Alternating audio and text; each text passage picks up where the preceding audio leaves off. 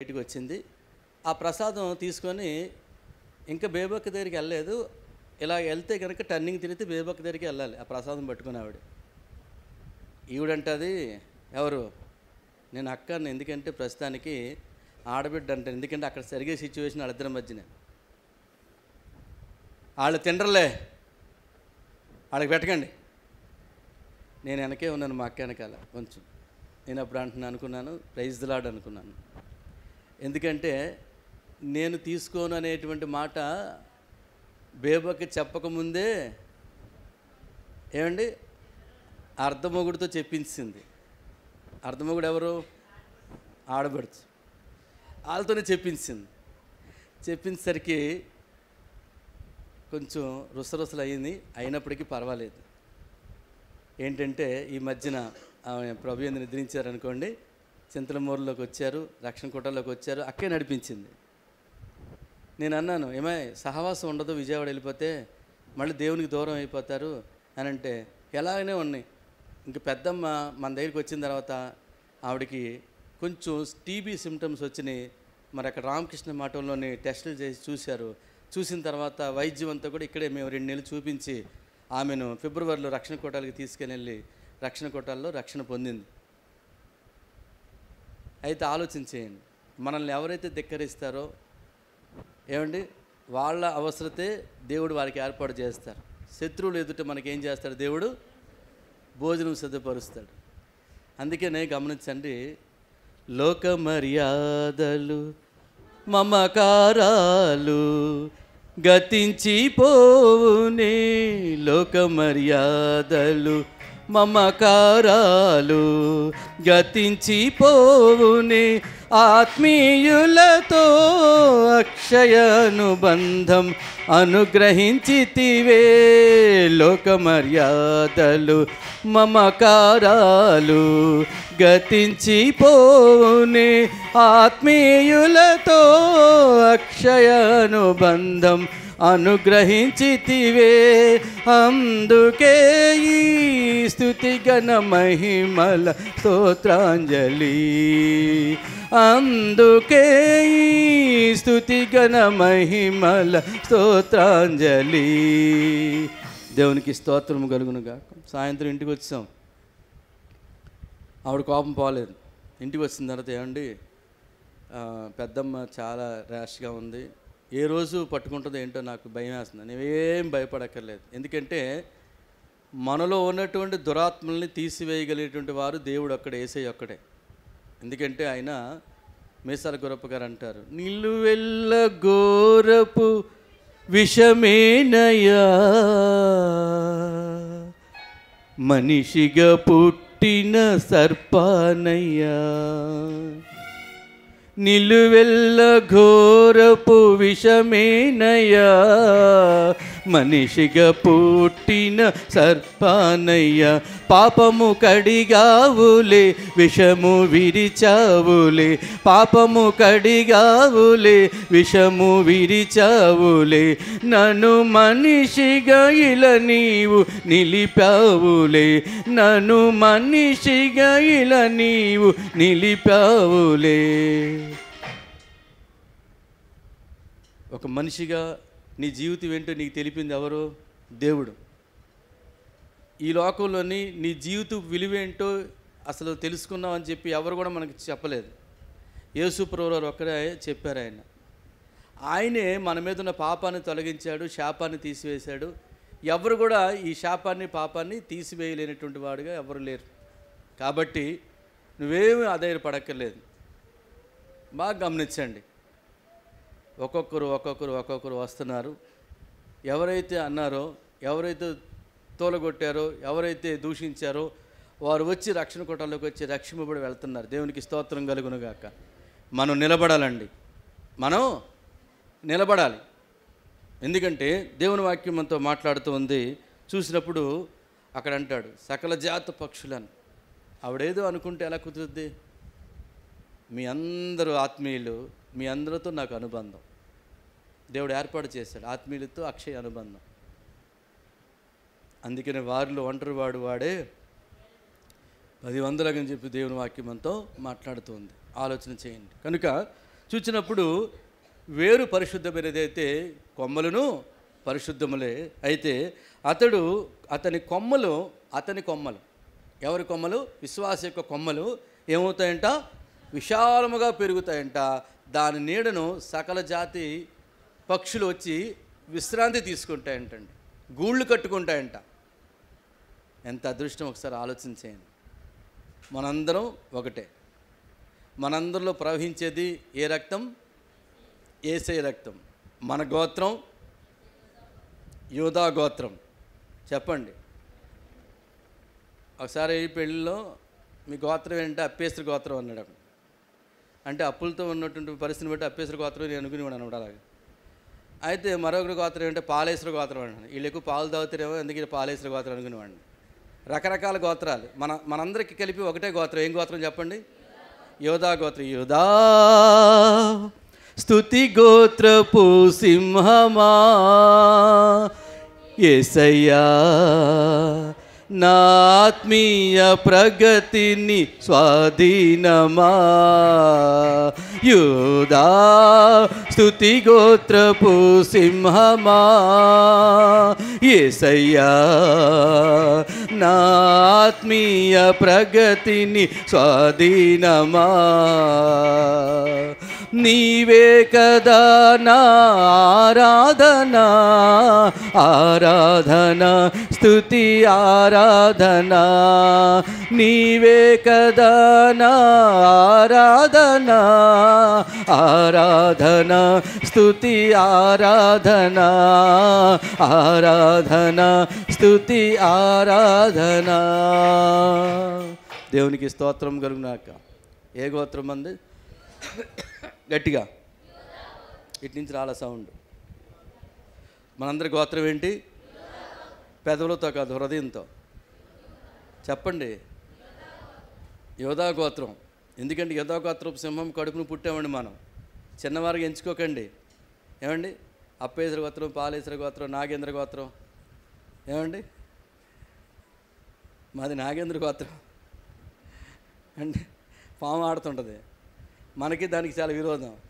అందుకే గెటౌట్ అని చెప్పేసి మనం పంపించి కమాన్ అని చెప్పేసి ఏదో గోత్రాన్ని రమ్మన్నాం. దేవునికి స్తోత్రం కలుగునుగాక. అయితే దేవుని వాక్యం మనతో మాట్లాడుతుంది ఏంటంటే కనుక చూడండి, అక్కడ ఆదికాండము 49వ అధ్యాయం 22వ వచనం చదవండి. ఆదికాండం 49వ అధ్యాయము 22వ వచనం. యోసేపు ఫలించడి కొమ్మ, ఊట యొద్ద ఫలించడి కొమ్మ, దాని రెమ్మలు గోడ మీదకి ఎక్కి వ్యాపించును. చాలండి. యోసేపు యాకోబుకి కడసారి వాడు.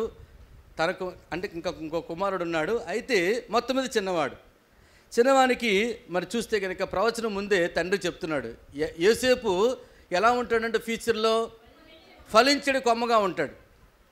దేవుడు కూడా మన ఫ్యూచర్ గురించి ఆలోచించి ఏం చెప్తున్నాడు? మీరు కూడా ఫలించే కొమ్మలుగా ఉండాలి. ఎక్కడున్నాడు? ఊట యొద్ద ఫలించడి కొమ్మగా ఉన్నాడు. అంటే యేసయ్య దగ్గర ఎన్నో ఓటలు ఉన్నాయి. ఆ ఊట యొద్ద ఉంటే మనము ఇంకా అభివృద్ధి పొంది ఫలించి ఇంకా విస్తరిస్తామన్నమాట. అందుకని ఊట యొద్ద ఫలించడి కొమ్మగా ఉన్నాడు. దాని రెమ్మలు గోడ మీదకి ఎక్కి వ్యాపించును. అతని కొమ్మలు చూస్తే కనుక విశాలముగా పెరుగును. ఆ కొమ్మల కింద అనేక మందికి ఆశ్రయదుర్గము. అన్నయ్యలు తిరిగి వచ్చి ఆ కొమ్మ కింద కొమ్మలు విశాలపరచబడినందున ఆలోచించేయండి, యోసేపు అన్నయ్యలకి ఆశ్రయదుర్గం అయ్యాడండి. ఆలోచించేయండి. అందుకని మన కొమ్మలు, మన యొక్క వేరు ముందుగా పరిశుద్ధంగా మనం ఎంచుకొని మన కొమ్మలను విశాలపరుచుకున్నట్లయితే కనుక అనేక మందికి మనము ఆదరణగా, ఆదర్శముగా, ఆదరించే ఒక తండ్రిగా, తల్లిగా మనం ఉండాలని దేవుడు కోరుకుంటూ ఉన్నాడు. మీరు ఆలోచించేయండి. ఆఖరిగా రెండవ రాజుల గ్రంథము 6వ అధ్యాయము 1 నుంచి 7 వరకు చదువుకుందాం. రెండవ రాజుల గ్రంథం. మైక్ తీసుకోండమ్మా. అంతటా ప్రవక్తల శిష్యులు ఎలీషా యొద్దకు వచ్చి, ఇదిగో నీ యొద్ద మాకున్నటువంటి స్థలము ఇరుగ్గా ఉంది, నీ సెలవైతే. అక్కడ ఏమంటున్నాడండి? ప్రవక్త ఎలీషా, పెద్ద ప్రవక్త శిష్యులు వచ్చి ఏమంటున్నారంటే, అయ్యా మీ దగ్గర ఇక్కడ ఇరికిరుగ్గా ఉంది కూర్చోడానికి, మీ దగ్గర ఉండడానికి, మీ దగ్గర నివాసం చేయడానికి. ఏమండి, అబ్రహాం గారు కూడా ఒకసారి లోతు గారితో పిలిచి ఏమన్నానంటే, బాబు లోతు, ఇదిగో నీ యొక్క కాపర్లకి నా కాపర్లకి మధ్యన గొడవలు వస్తున్నాయి కాబట్టి ఇదిగో నీవు తూర్పుకి వెళ్తే నేను పడమటికి వెళ్తాను, నువ్వు ఉత్తరానికి వెళ్తే నేను దక్షిణానికి వెళ్తాను, ఏ స్థలం కావాలో కోరుకు అంటే ఆలోచించేయండి. అదేంటి పెద్దనాన్న గారు మీరు అలా మాట్లాడుతున్నారు? కాపర్లకి గొడవ వస్తే వారిద్దరిని కూర్చోబెట్టి సెటిల్ చేయండి, అంతేగాని మీ నుండి నన్ను దూరం అయిపోతామంటున్నారేంటి? నేను ఎలా దూరం అయిపోతాను? నేను దూరం అవును అని ఉంటే లోతు యొక్క కుటుంబము శ్రేష్టమైన కుటుంబంగా ఉండేది. ఆల్రెడీ లోతులో కూడా ఒక స్వభావం ఏంటంటే కనుక నేను వేరైపోవాలని చెప్పేసి చూచినప్పుడు ఆలోచించేయండి. తను కావాలని కోరుకుంటున్నాడు, కన్నులెత్తి చూస్తూ ఉన్నాడు. కాదనుకున్నటువంటి వారు, లోబడేటువంటి వారు చేతులు రెండు దగ్గరికి చేర్చుకొని ఇలాగ తలదించుకుంటూ ఉంటారు. ఏదైనా ఆశించి కావాలనుకుంటుంటే వారు కన్నులు పైకెత్తారు, తల పైకెత్తి చూస్తారు. యోర్దాను ప్రాంతం అంతటిని చూస్తున్నాడు, సొదొమ గొమొర్రా పట్టణాలు ఎన్నుకున్నాడు. మీరు ఆలోచన చేయండి. అక్కడ చూస్తే ప్రవక్తల శిష్యులందకంట ఇరుకిరుగ్గా ఉందంట. ప్రవక్త దగ్గర ఉంటే మంచిదా, నువ్వు వెరిగా వెళ్ళి ఎక్కడో ఇల్లు కట్టుకొని గూడు కట్టుకొని అక్కడ ఉంటే మంచిదా? చదవండి. నీ సెలవైతే మేము యోర్దాను నదికి పోయి తల యొక్క మ్రాను అచ్చటి నుండి తెచ్చుకొని మరి ఒక చోట నివాసము కట్టుకొనిమని మనవి చేయగా అతడు వెళ్ళండి ప్రత్యుత్తరం ఇచ్చాడు. ఒకడు ఏమంటున్నాడంటే ఎలీషా గారిని, బాబు వెళ్ళండి అని సెలవిచ్చారు కానీ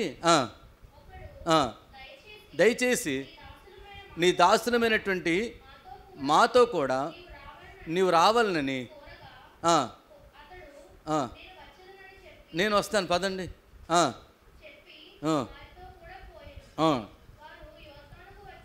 వారు యోర్దానుకు వచ్చి మ్రానును నరుకుచూ ఉండిరి. ఒకడు దూలము నరుకుచున్నప్పుడు గొడ్డలి ఊడి నీటిలో పడిపోగా వాడు, అయ్యో నా ఏలినవాడా, అది ఎరువు తెచ్చినదనెను మొరపెట్టును గనుక ఆ దైవజనుడు అది ఎక్కడ పడినని అడిగాను. వాడు అతనికి ఆ స్థలమును చూపించెను. చదవండమ్మా. చూపింపగా అతడు కొమ్మ ఒకటి నరికి నీళ్ళలో వేయగా గొడ్డలి తేలెను. బాగా గమనించండి. యేసు ప్రభువు వారు మిట్ట మధ్యాహ్నం సమయంలో బయలుదేరి వెళ్ళుచుండగా శిష్యులతో యాకోబు బావి కనిపించింది. అక్కడ ఆగారు. శిష్యులందరూ ఆయన వైపు చూశారండి. చూస్తే యేసు ప్రభువు వారు అంటున్నారు, సమయం అయింది కాబట్టి ఆకలికి మీరు వెళ్ళండి, నేను ఇక్కడ ఉంటాను, నాకు దప్పికి తీర్చడానికి ఇక్కడ నాకు భోజనం ఉందంటున్నాడు ఆయన. ఈయనకి ప్రత్యేకమైన భోజనం ఎవరైనా తీసుకొస్తారేమో రా బాబు అనుకొని వాళ్ళు ఏదో మాట్లాడుకుంటూ శిష్యులు భోజనానికి వెళ్ళిపోయారు. యాకోబు బావి దగ్గర వచ్చి యేసు ప్రభువు వారు కూర్చున్నారు. స్థలం కావాలి, అందుకనే గొడ్డలి ఎక్కడ పడిపోయిందో నాకు ఆచూకీ చెప్పండి. గొడ్డలి దేంతో తయారు చేస్తారు? ఇనుముతో తయారు చేస్తారు. ఏమండి, మరి రాతి గుండెను మాంసపు గుండెగా చేయదగినటువంటి దేవత దేవుడు.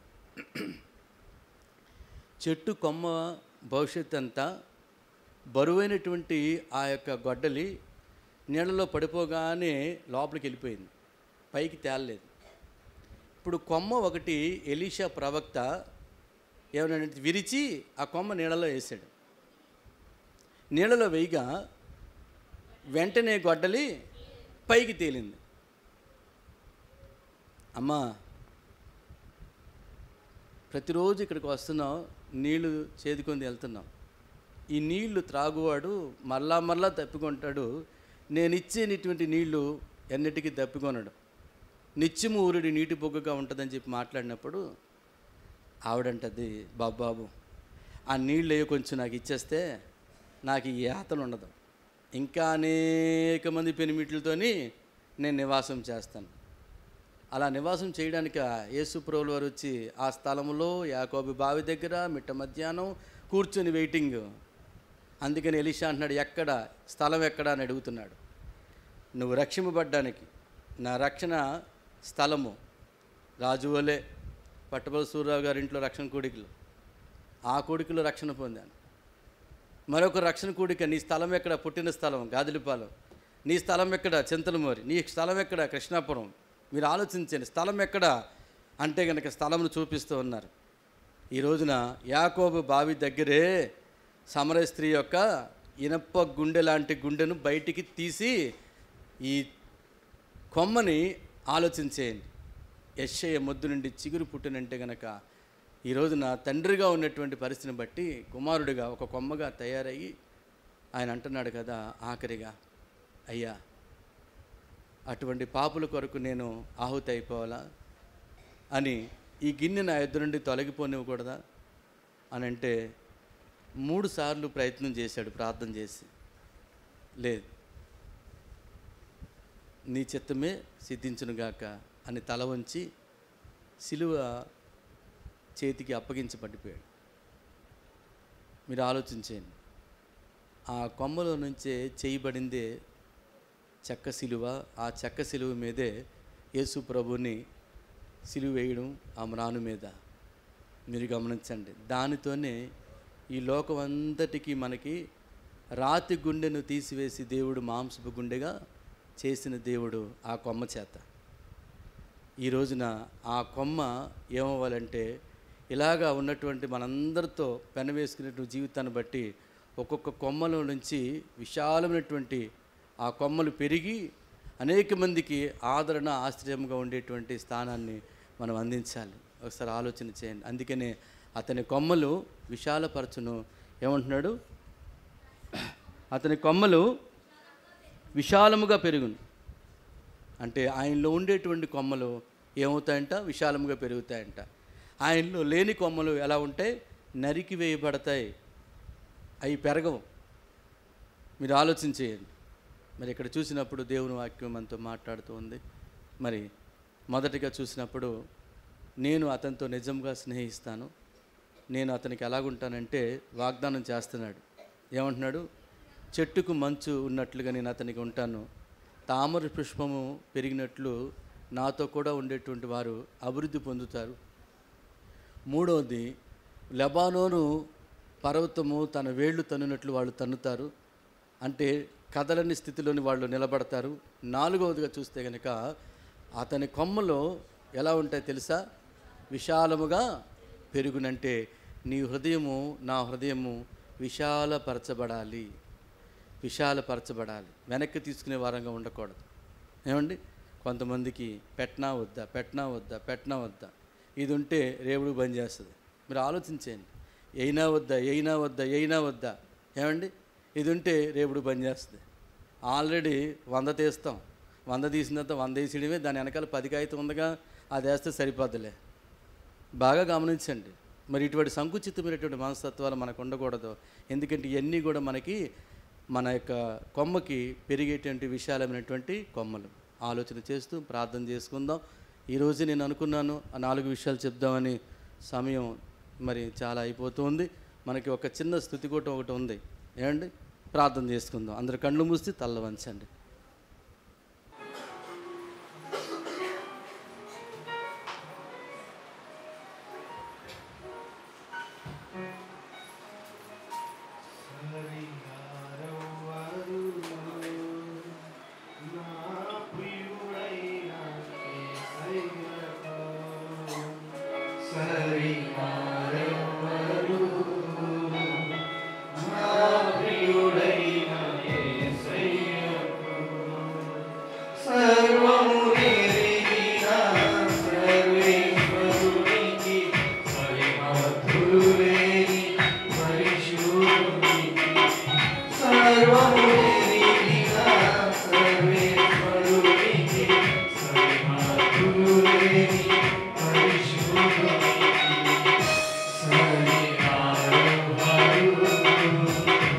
Hare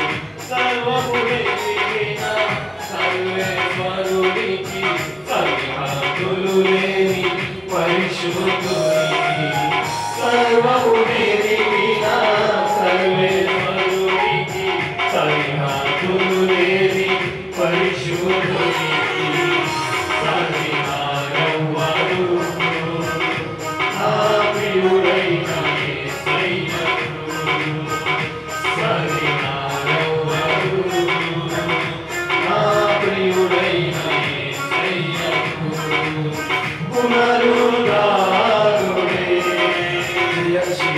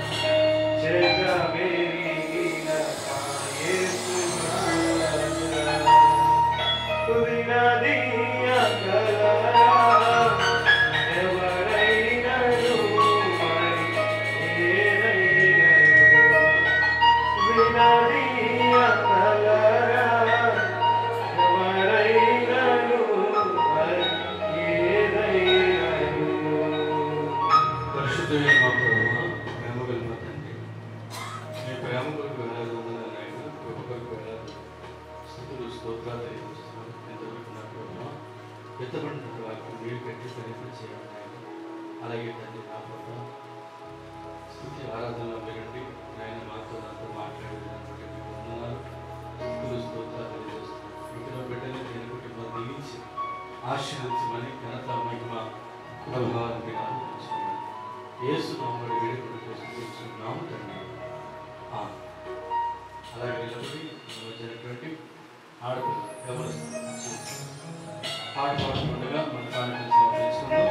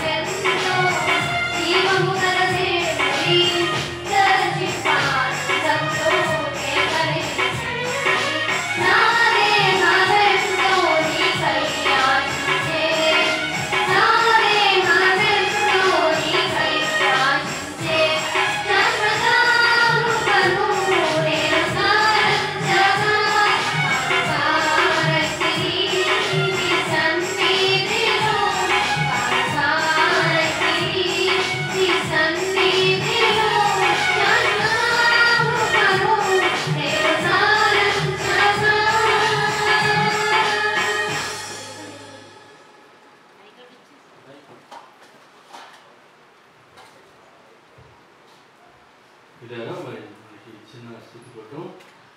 మన మధ్యన మన సంఘ సభ్యురాలు రామలక్ష్మణ్ గారు రాజవరి కాలనీలో మరి ఉంటున్నారు. మీ అందరికీ తెలుసు, ఈ మధ్యకాలంలో మనకి కొంత అనారోగ్యం చేసి మరి ఆ పరిస్థితిని ప్రాణాలకి అపాయమేమో అనుకున్నటువంటి పరిస్థితిని బట్టి తన కుమార్తె అయినటువంటి అరుణ వచ్చి 5 నిమిషాలు. అందరికీ వందనాలండి. మన సంఘస్థులకి సంఘ కాపులకి వందనాలండి. మా అమ్మకి పోయిన 6వ తారీఖుని మనం 6వ తారీఖు నెల అయిందండి. కన్ను ఆపరేషన్ చేయించాము. కన్ను ఎప్పటి నుంచో చేయించుకోవాలి ఆపరేషన్ అంటే చేయించామండి. 6వ తారీఖుని చేయించిన 9 రోజులకి రమ్మన్నారండి. వెళ్ళామండి. కన్ను బాగానే ఉండాలి కదండి. మధ్యలో యాంగిల్ వచ్చేటప్పటికి కొంచెం తోలుతుందండి. తోలుతుంటే ఏంటి ఎలా తోలుతున్నావు, దిగిపోతున్నావు ఏంటి అని అంటే ఇక్కడే అనుకున్నాను దిగిపోయాను అన్నది. ఇదో ఇలా తలపోటు ఎక్కువ ఆడో ఇక్కడ యాంగిల్లో దిగిపోయాడు రాజులేంటి అని ఎక్కించి తీసుకొని వచ్చానండి. సాయంకాలం కొద్దిగా దేనికో మా పాప ఏదంటే కొంచెం నవ్విందండి. నవ్వితే మూతి పక్కకు వచ్చిందండి. మా పాప ఉందండి, అమ్మమ్మ నవ్వితే మూతి పక్కకు వచ్చిందేంటి అని. నాకు ఏమీ లేదని మళ్ళీ ఇలా అనుకున్నాను. సరేలే ఏమీ లేదంటుంది కదా అని ఊరుకున్నాను. శుక్రవారం సాయంకాలం అలా జరిగిందండి. శనివారంకి బాగా పొద్దున్నది ఆవిడ లేచేటప్పుడు లేటుగా లేచిందండి. లేచేటప్పటికి మూతి పక్కకి మొహం కట్టుకొని నోట్లో నీళ్ళు పోసుకునేటప్పుడు పక్కకు పడిపోతున్నాను. పాప నాకు మూతి నీళ్ళు నోట్లో పోసుకుంటే బయటకు పడట్లేదు అని చూసేటప్పటికి బాగా లాగింది. నేను సాయంకాలానికి కొంచెం ఉంది, నేను అవునో కాదనుకున్నాను అని కంగారుగా మా తమ్ముడికి ఊళ్ళో ఎవరో లేరు ఇక్కడ తీసుకెళ్ళడానికండి. మా చిన్న తమ్ముడికి గమ్మనే ఫోన్ చేశానండి. చిన్న అమ్మకు మూతిలో పక్కగా లాగింది అన్నానండి. అంటే మా చిన్న తమ్ముడు వెంటనే వాట్సాప్లో చూసి అర్జెంటుగా కిరసనాయిలు పట్టించి ఒక 1/2 లీటర్ కిరసనాయిలు పట్టించి గమ్మున హాస్పిటల్లో తీసుకెళ్ళాను. డబ్బుల గురించి భయమే లేదు కానీ ఏ హాస్పిటల్కి తీసుకెళ్ళాలో నాకు తెలియదండి. తీసుకెళ్ళక ముందు కృష్ణ దగ్గర తీసుకెళ్తాను చిన్న అంటే వద్దు, కృష్ణ దగ్గర వద్దు, మామూలు పెద్ద హాస్పిటల్ తీసుకెళ్ళాలన్నాను. నాకు తెలియదు, ఒక్కదాన్ని నాకు భయం అంటే వాళ్ళ ఫ్రెండ్ని పంపించాడు. ఇలాగా నేను కొంచెం బయట అన్నీ ఉన్నాయి లోపల పడేస్తానమ్మా, నువ్వు కొంచెం చచ్చిపోతే ఎలాగే చచ్చిపోతావు, ఈ కృష్ణని తాగినంతలో నేను చచ్చిపోవు, కొంచెం తాగామ్మా అంటే ఆవిడ 1/2 లీటర్ కృష్ణని పట్టించి తాగేసిందండి. నేను తాగించాను కానీ నాకు భయం అండి, ఎందుకు తాగించాడో అర్థం అవ్వలేదు. తాగమన్నప్పుడు ఆ పిల్లడు ఏం చెప్తా చేస్తానండి. తాగించేటప్పటికి అక్క చిన్న కొంచెం నువ్వు కంగారు పడకు, నువ్వు అదే కంగారులో ఉంటావు నాకు తెలుసు, నువ్వు రాజమండ్రి తీసుకెళ్ళినప్పటికీ ఒంటంతా ఏర్పాటు ఇచ్చేస్తుంది, పారాలిసిస్ సంబంధం అది అని తమ్ముడు చెప్పి ఆ ఫ్రెండ్ని పంపించాడండి. ఆ ఫ్రెండ్ ఇంకొక హాస్పిటల్ తీసుకెళ్ళినప్పుడు అర్జెంట్గా రాజమండ్రి తీసుకెళ్ళండి అన్నారండి. రాజమండ్రి ప్రకాశ్ నగరం ఫ్రీ హాస్పిటల్ అండి. అది ఆ హాస్పిటల్ ఏంటో తెలియదు, ఆ వీధి కూడా తెలిసేది కదండి. నాకు దామేపేట తెలుస్తుంది కానీ ప్రకాశ్ నగరం తెలియదండి. హాస్పిటల్ తీసుకెళ్ళేటప్పటికి పొద్దున్న అనగా తీసుకెళ్ళామండి. ఇక అబ్బాయి నేను సాయంకాలం వరకు సిటీ స్కానింగ్లు తీయాలని, కానీ కనీసం ఒక ట్యాబ్లెట్ కూడా ఇవ్వలేదండి. నా మనసులో ఆవిడ పొద్దునుంచి టిఫిన్ చేయలేదండి, కిరసనాయిలు పట్టించిన వాళ్ళు కొంచెం టీ కూడా ఇవ్వలేదండి. ఇక్కడ కొంచెం టీ తాగమంటే తాగను, నేను నా మూతి పక్కకి లాగేస్తుంది ఇంకా అందరు. కనీసం ట్యాబ్లెట్ వీళ్ళు ఇస్తారేమనుకుంటే ఇవ్వట్లేదండి. టెస్టులు చేస్తే రమ్మంటున్నారు. ఇంకో దిక్కుకి రాశారండి టెస్ట్లో, అది కూడా చాలా దూరం అండి. ఆ టెస్ట్ రాసిన తర్వాత రాత్రి 9ంటికి వచ్చామండి ఇక్కడికి. టెస్టులు అప్పుడు చాలా టెస్టులు రక్తపరీక్షలు అన్నీ చేసాకండి. చేసిన తర్వాత ఇంకా ఈ కొన్ని కుడిపక్క ఎడమపక్క చేయించాం కదా, ఎడమపక్కే లాగేసిందే అనుకున్నానండి. కానీ కుడిపక్క అంతా ముక్కుతో సహా ఈ గడ్డలతో సహా ఈ పక్కకు చెవు కాడికి వచ్చేసింది. రాత్రి 9 అయ్యేటప్పటికి ఎందుకు ఉండాలని కూడా నాకు చెప్పలేదండి. అమ్మ ఇది కొంచెం తేడాగా ఉంది, ఉండాలి 10 రోజులు అన్నారండి. నేను ఎవరికి చెప్పలేదండి. తర్వాత ఇద్దరికి ఫోన్ చేసి ఏంటి హాస్పిటల్లో ఉండాలన్నారు, మా అమ్మకి కొంచెం బాగోలేదండి, చెయ్యి కూడా కాళ్ళు ఎగరేసేస్తుందండి అన్నాను. సరే ఉండిపో నేను వస్తానులే అన్నారండి. ఇలా పిల్లలకు కూడా ఎవరికి అప్పు చెప్పలేదండి, ఎక్కడెక్కడ వదిలేసి వెళ్ళాను కదండి. ఇంటికి వద్దాం ఒకసారి వెళ్ళు నేను ఉంటానులే అన్నాను. అమ్మ ఎలా వదిలేసేస్తాను, ఈ మధ్యలో కానీ ఏ ప్రాణం పోయిందండి, ఎక్కడ పడేస్తారో తెలీదు, ఎంతమందికి అన్నారు ఎవరో లేకుండా అయిపోయారని నేను కొంచెం బాధపడి ఏమైతే అయిపోయి నువ్వు పోతే ఏమవుతుందని అలా ఉండుకుంటారు. మా తమ్ముడు అన్నానండి నేను బయలుదేరి వస్తున్నాను నువ్వు కంగారు పడక అన్నాడు మా చిన్న తమ్ముడు. ఆ స్కానింగ్ ఏమైనా వచ్చిందంటే మళ్ళీ ఎంఆర్ స్కిట్కి అని తీసారండి. ఎంఆర్ స్కానింగ్ కూడా తీయించాలని అని వచ్చిందండి. ఆయన వారం రోజులు ఉండిపోయి మూతి పక్కగా ఉంటుంది కానీ ఏం చెప్పట్లేదు. ఏం చెప్పట్లేదు ఏంటంటే మా తమ్ముడు అండి ఏదో ఊర్లోనండి రాయగడనండి పిచ్చి కూలిపోయింది రావడానికి కుదరలేదక్క పొద్దున్న ఫ్లైట్కి వస్తాను అని చెప్పాడండి. ఇంకా లేట్ అయిపోద్దేమో చిన్న ఇక్కడ అడిగే వాళ్ళు ఎవరు లేరండి నేను కంగారు పడితే వద్దాక నేను 10 వచ్చేస్తాను టికెట్ బుక్ చేసుకున్నానని చెప్పాడండి.